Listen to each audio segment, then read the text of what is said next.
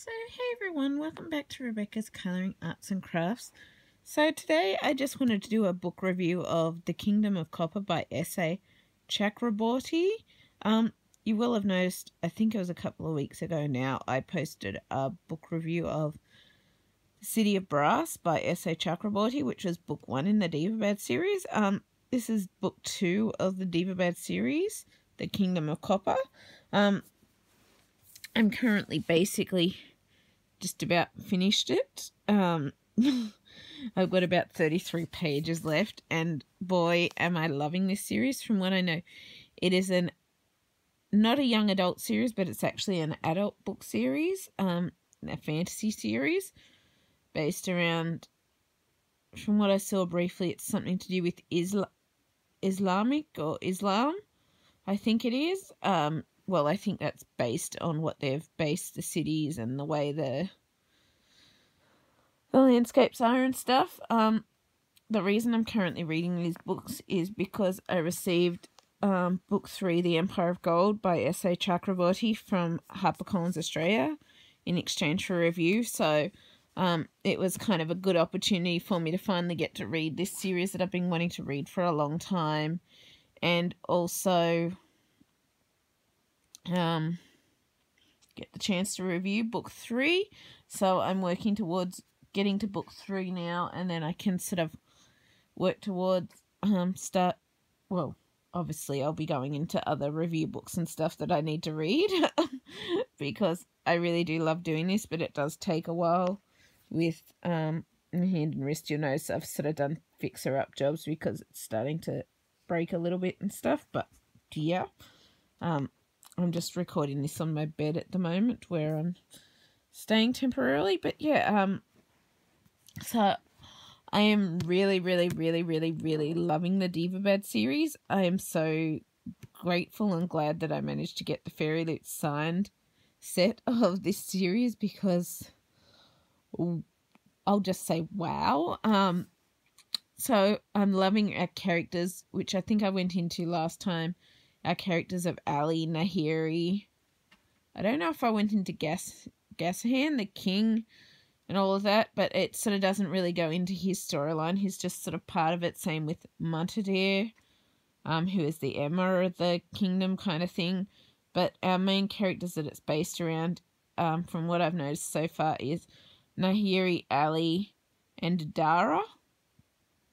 So Dara was the Ashfin of Nahiri, and I'm not going to say a spoiler as to what happened in the last book, because yeah, it kind of is a spoiler, but he does come back in this one and is quite a large part in this one. There are new characters added in, but it's not, they aren't characters that have their own chapters or sentences.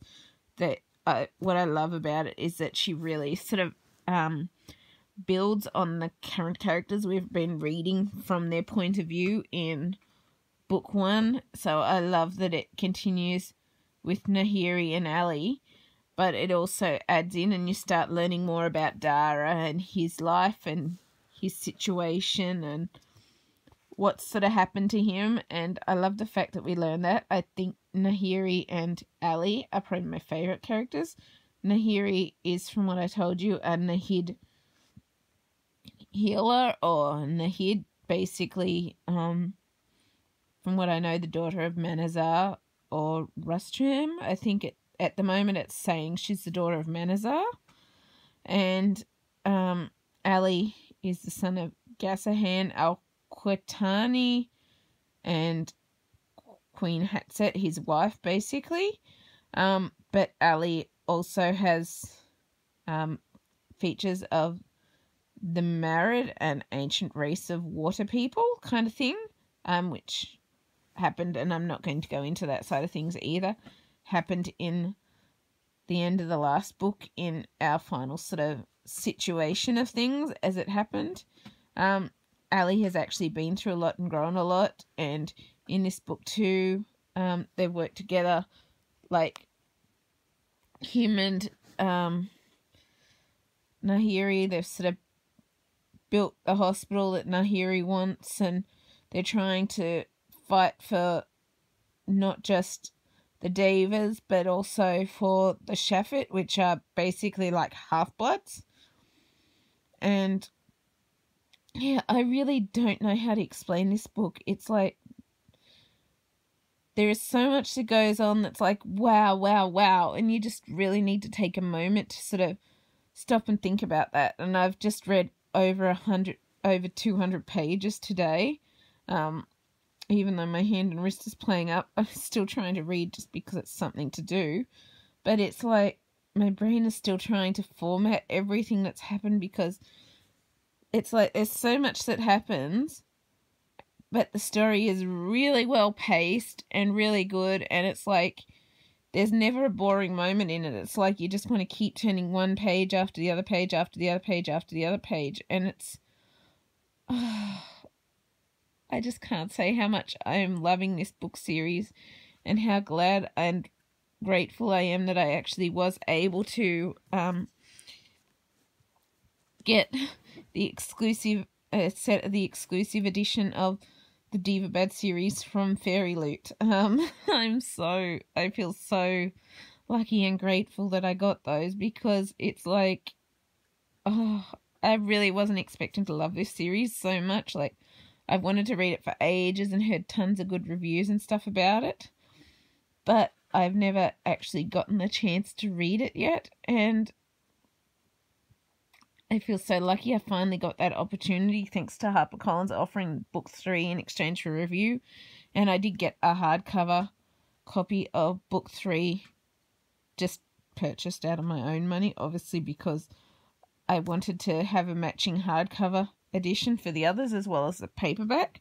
And so the edition HarperCollins Australia sent me was paperback, but I'm so grateful to have it. And it's sort of, I guess, a shame I didn't get to read it in the first month, but the month before it was released. But at the same time, with my hand and wrist and everything that's going on, I'm feeling really grateful that I still get the opportunity. Like, I may not get to things as fast as I want to because of everything that's going on, as you've been updated on, but at the same time, I do keep my word, and whenever I can, I will review them,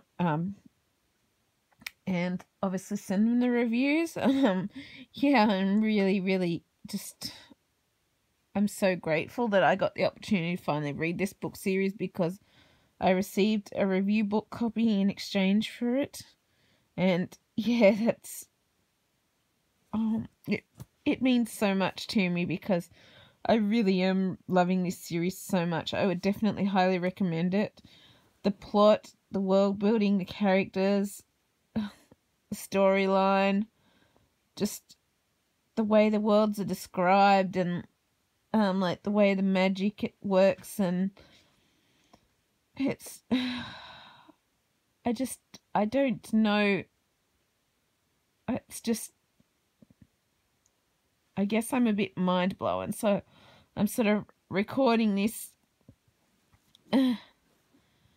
very close to finishing the book, because I really did love it so much, but at the same time, it's like I'm speechless to know how to just describe this storyline in this book, because it is just such an amazing book and series to get to read. It's like, I'm awed by this storybook, and I think I'm definitely a fan of S.A Chakraborty now. I really do love this book and this series. I'll see if, I think there's a bit of a map in here, is there? So, obviously this is book 2 in the Diva Bad trilogy, The Kingdom of Copper. And it is a second edition, not a first edition. But so this is sort of our world map that we're, I guess, going on with our storyline. So our main story is set in Diva Bad, up here, is it? Along the Gozan River. Yeah, this is Diva Bad here. But we've also had bits of areas set, I think, somewhere in Amjariza, Cairo over here. Some of these areas have just been mentioned, but others sort of Tanitri, which is his mother's homeland, I think it is. This is where the Queen Married Sea is, I think it is. But yeah, and this is our Divabad section from what I know, with the quarter of how things are sort of set out. Set obviously into different sort of races, so we've got all our different races and the Devas and palaces and the grand temples and everything. But yeah, I really don't know how to properly explain this book, except to say I would definitely recommend going into it. I'm trying to keep this as spoiler-free as possible. I'll just see if I can show you. So, sort of roughly how it's laid out. So, obviously, like our character, that says our characters for which chapter it is here.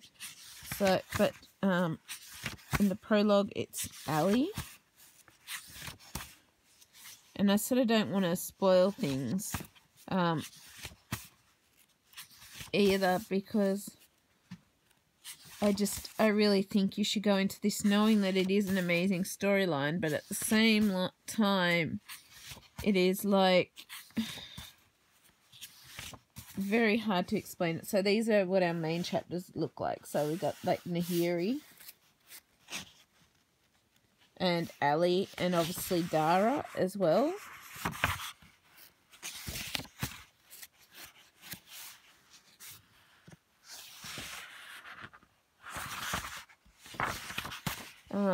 I can't find the other ones right now. But yeah, so probably the way I can do a bit of it, and sorry I just flipped all over the place, but this is sort of a rough description of book 2. It says, in Divabad, where Dijin can summon flames with the snap of their fingers, where rivers run deep with ancient magic, and blood can be as dangerous as any spell, a clever con artist from Kera will alter the fate of a kingdom. Nahiri's life changed forever when she accidentally summoned Dara, a formidable, mysterious Dinjin. During one of her schemes, thrust into the dazzling royal court of Divabad, she needed all of her grifter instincts to survive. Now, as Nahiri embraces her heritage and her powers, she must forge a new path. Exiled for daring to defy his father, Ali is adrift on the unforgiving sands of his ancestral land, hunted by assassins and forced to rely on frightening new abilities that threaten to reveal a terrible family secret. As the new century approaches and the Dinjin gather within Divabad's brass walls to bring a storm of fire straight to the city's gates. So that's probably about the best with the description. I really don't know how to explain everything that goes on in here. All I can say, it's amazing. There is also some quarrels between Muntadar and his brother, obviously Ali. And there's a bit of, like, it goes into a bit more storyline with Zainab. You get to know Zainab, Ali's sister, a bit more. You also get to meet Ali's mother, Queen Hatset. You get to see a bit more about Gassahan and just exactly what he is like. And you also, I just love how you learn a lot more about, like, the characters. Like, I like Dara, but I'm finding, like, whilst I feel for him and appeal to him, the two main characters that I really love are Ali and Nahiri. But at the same time, Dara, I'm finding, is growing on me. But the story I've noticed so far, because we're still just in the starting stages of learning about Dara, even though we've been reading some of these books, and you're sort of starting to learn little bits about Dara. At the same time, it's also based on what is happening with how Dara came back to life and things like that. And sorry if that was a spoiler, I'm not going to say how or what happened. I'm just going to say that. But it's like we've still got a long way to go to learn about him, and I'm hoping that we will learn more about Dara in book 3. But as of yet, it's sort of, I guess, waiting to see, because I still notice that a lot of this book is based around Ali and Nahiri and their struggles trying to make a better future for Divabad, or the city of brass, basically. Because Divabad is made out of a lot of brass, and I'm guessing I can't sort of work out where the Kingdom of Copper name relates into it yet. So I'm guessing it's something to do with well, I don't know exactly what it's to do with, but either way, I'm loving how we're seeing Nahiri and Ali's stories grow, and how they're working to make a better lifestyle or a better place for Divabad, but at the same time the consequences that they're suffering and the things that are going on with that. And yeah, there's a whole heap of it, and I've basically been blathering for 16 minutes about not much, but I'm still really mind blown with just how amazing the story is. I wasn't expecting to be this mind blown when I went into it. I knew it was an adult fantasy series. I knew they were long books. I knew that they were very popular, but I didn't actually read up or know too much about it other than the description, and just that I thought it sounded good. You go into this and there is so much more to it than you realise with this story, and